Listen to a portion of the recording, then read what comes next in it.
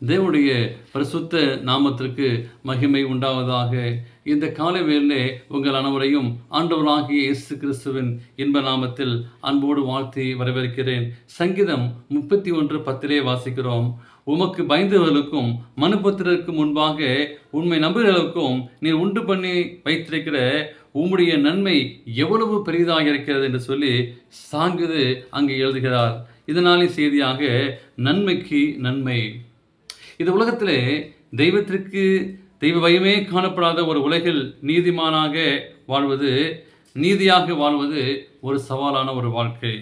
அன்றும் இன்றும் ஒரு சவாலாகவே இருந்து வருகிறது. சுக மகிமையை நாடின ஒரு ராஜாவுக்கு முன்னிருந்த அந்த 3 எபிரெய வாலிபர் குறித்து நாம் படிக்கிறோம். தூரா என்னும் சமவெளியிலே அங்கே மாபெரும் சிலை அங்கே மறுக்கத்தக்க குற்றம் சாட்டப்பட்டார்கள். அங்கு தங்களை சுற்றிலுமாய் கோபமுகங்களை வஞ்சக எண்ணங்களோடு காண முடிந்தது. அந்த அக்கிரை சூழலிலே அங்கே ஒரு கொடிய மரணம் அவர்களுக்கு காத்திருந்தது. அங்கே ராஜா பயமுறுத்தினார்.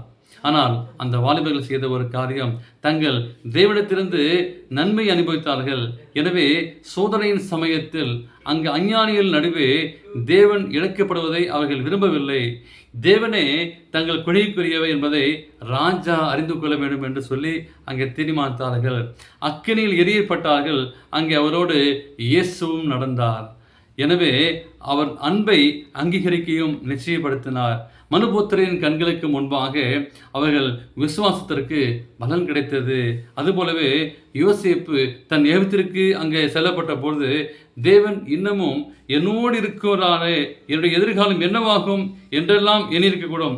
ஆனால் அவரை கொண்டு அவருடைய குடும்பத்தையும் அவருடைய கோத்திரத்தையும் போஷிக்க தேவன் திட்டமிட்டிருந்தார். அவர்கள் வழிகள் அதிசயமானவைகள்.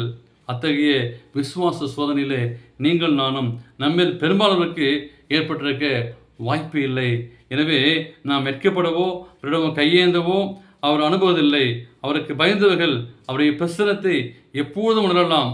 அவருடைய அனுதின ஆசீர்வாதத்தை நீங்கள் பெற்றுக்கொள்ளுங்கள். நன்மைக்கு நன்மை செய்யத்தக்க தேவன் நிச்சயமாக பெரிய ஆசீர்வாதத்தை தருவார்.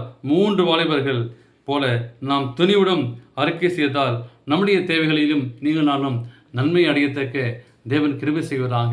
எனவே இந்த காலவேளையிலே அருமையான வாலிப பிள்ளைகள், பெரியவர்கள் ஆண்டு சமூகத்திலே ஒப்புக்கொடுங்கள். ஆண்டவரே, நீர் நன்மை செய்கிற தேவன், நன்மையை பெற்றுக்கொள்வோம். ஆண்டவர் இந்த காலவேளையிலே நீங்கள் அந்த செய்தியை கேட்கும்போது உங்களுடைய வாழ்க்கையிலே நன்மையை தரத்தக்க தேவன் கிருபை செய்வார். ஒப்புக்கொடுங்கள். குடும்பமாக தேவன் உங்களை ஆசீர்வதித்து உங்களை பலப்படுத்தி உங்களை பாதுகாத்துக் கொள்வாராக. ஆமேன்.